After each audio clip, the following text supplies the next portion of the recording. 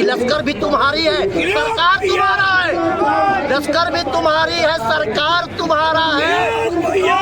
झूठ को सच लिख दो, अखबार तुम्हारा है, जो तुम बोल दोगे तुम्हारी सरकार है। लेकिन अति सर्वत्र वर्जते, अति उतना ही करो, इतना ही अति कह सको जब अपने ऊपर आए तो सहने का क्षमता हो, उतना अति करना चाहिए।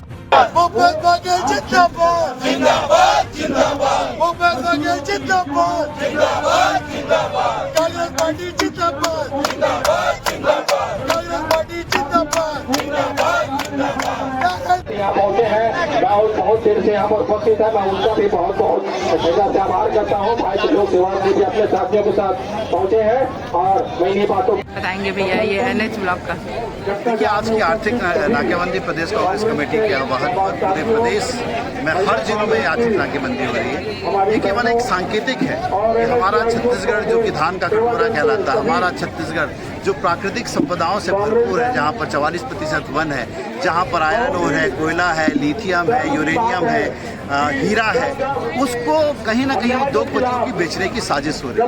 इस देश का गृह मंत्री 4 बार बस्तर आते हैं, बस्तर में पूरी सरकार बैठ के बस्तर से कैसे आयरन ओर निकले इसका प्लान बनाती है ताकि उद्योगपतियों को फायदा हो सके। और ये लड़ाई हमारी यही लड़ाई है कि हम छत्तीसगढ़ को आने वाली पीढ़ियों के लिए उजड़ने नहीं देंगे, यहाँ की खनिज संपदा का दोहन नहीं होने देंगे।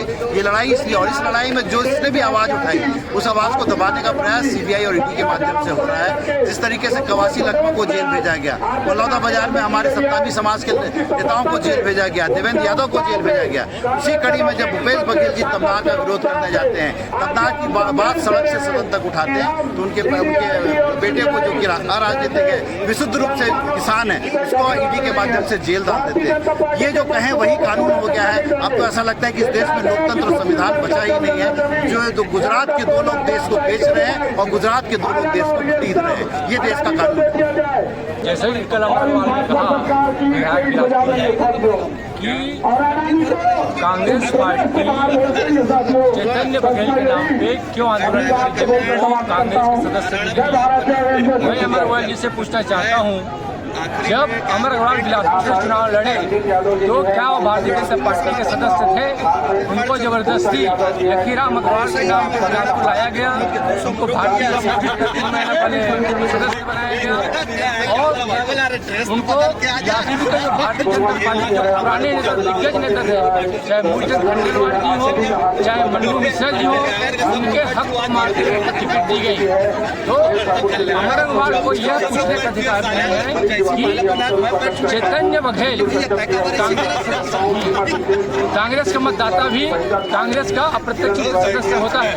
चूंकि चैतन्य बघेल कांग्रेस के परंपरागत मतदाता है, इसलिए प्रत्यक्ष नहीं प्रत्यक्ष रूप से कांग्रेस के सदस्य है। महाराष्ट्र से नरेंद्र मोदी की सरकार पूरे देश में विपक्ष के नेताओं को जेल में भेजने का और ईडी से डराने का काम कर रही है। आज इसके विरोध में कांग्रेस पार्टी ने पूरे प्रदेश में आह्वान किया कि हम नेशनल हाईवे को 12 से लेकर 2 बजे तक जाम कर रहे हैं और सरकार को, छत्तीसगढ़ सरकार और मोदी सरकार को ये आगाह कर रहे हैं कि आप सरकारी तंत्रों का दुरुपयोग करना बंद करिए। ये देश लोकतंत्र से चलेगा, ये देश डर से, भय से, आतंक से नहीं चलेगा।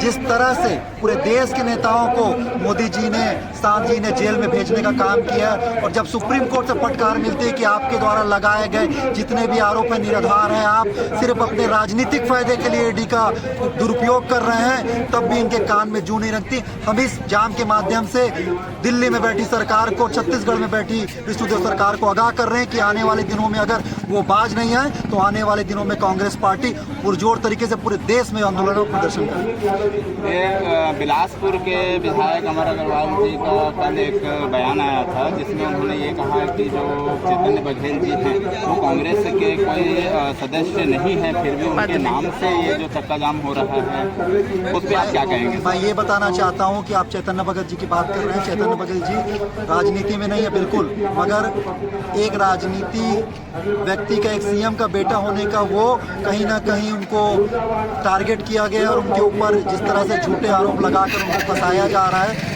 वो आपका कहना बिल्कुल सही है कि वो राजनीति में नहीं है। मगर जिस तरह से वो आम युवा को जो एक व्यवसाय करता है उसको प्रताड़ित किया जा रहा है कि सिर्फ वो एक विपक्ष पार्टी के मुख्यमंत्री का बेटा है। इस तरह से नहीं होता।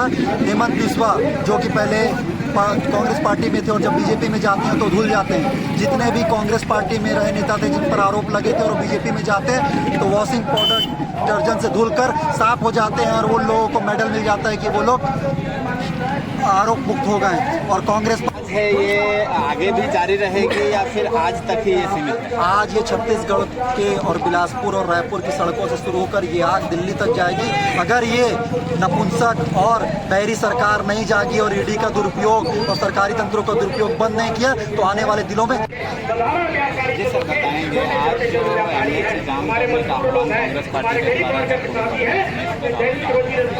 18 महीने की विस्फोट देता है सरकार। जिस तरह से हंसों के जंगल काट रही है और पूरे बस्तर के खदानों का ई ऑक्शन किया जा रहा है। और ई ऑक्शन में कौन ले रहा है? उन्हीं के उद्योगपति मित्र। इस देश में 2 बेचने वाले और 2 खरीदने वाले, चारों गुजरात के हैं। एक तरफ नरेंद्र मोदी, अमित शाह, एक तरफ अडानी और अंबानी। 2 खरीद रहे हैं, 2 बेच रहे हैं। तो छत्तीसगढ़ के जंगल जमीन को बचाने का संकल्प कांग्रेस का है। कांग्रेस ने इसको संभाला है, कांग्रेस ने बचाया है। आज कांग्रेस जंगल जमीन बचाने को लेकर कमनार हौदों के जंगल काटने का विरोध लेकर अडानी के खिलाफ, अडानी के आगे सरकार नतमस्तक है। इस सरकार के खिलाफ आर्थिक नाकेबंदी का एक आंदोलन हम चेतावनी दे रहे हैं कि छत्तीसगढ़ के खनिज, छत्तीसगढ़ का वन संपदा, छत्तीसगढ़ का धान छत्तीसगढ़ियों का है। छत्तीसगढ़ की बिजली छत्तीसगढ़ियों की है। इसे अडानी और अंबानी को नहीं देंगे।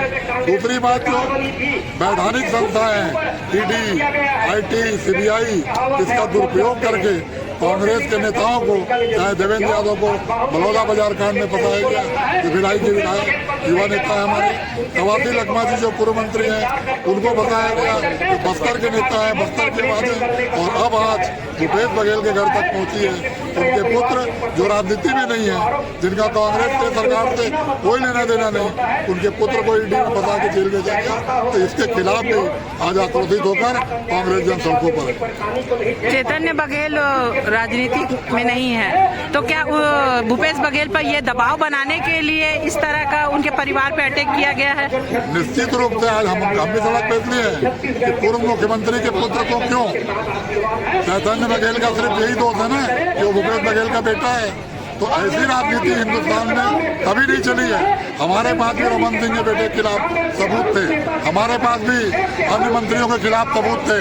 किसी का भाई, किसी की पत्नी के नाम पे जमीनें थी, लेकिन हम 5 साल सरकार में थे, भूपेश बघेल की सरकार थी। हम 95 योजना लाए, हम गोबर खरीदने की योजना लाए, हम धान बेचने की योजना लाए, स्वसहायता समूह को रोजगार देने की योजना लाए, हम आत्मानंद स्कूल की योजना लाए।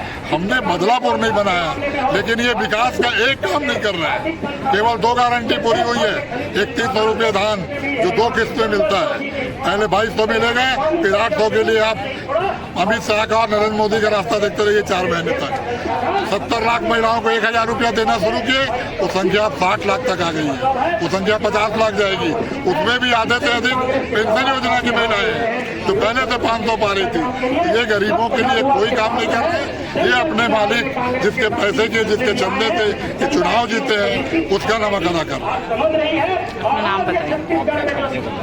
अभय नारायण राय, प्रवक्ता, प्रदेश कांग्रेस कमेटी छत्तीसगढ़। कड़क उतर कर विरोध करेगा कांग्रेस का। अंबानी के स्कूल में जो थी कांग्रेस की थी, जो अनुमति प्रदान की गई वो वर्तमान कांग्रेस सरकार के द्वारा ही दी गई। कांग्रेस कभी भी आधुनिकीकरण और विकास की विरोधी नहीं रही है। कांग्रेस ने कम समय सीमा में बिजली उत्पादन के लिए उनको परमिशन दिया था।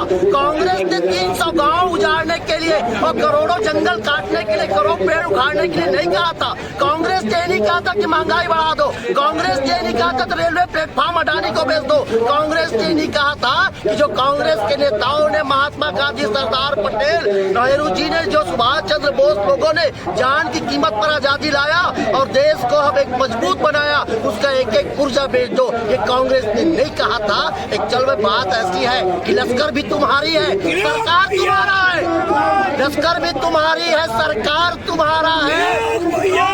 झूठ को सच लिख दो, अखबार तुम्हारा है, जो तुम बोल दोगे तुम्हारी सरकार है। लेकिन अति सर्व सर्वत्र वर्जते, अति उतना ही करो, इतना ही अति कह सको, जब अपने ऊपर आए तो सहने की क्षमता हो उतना अति करना चाहिए। भैया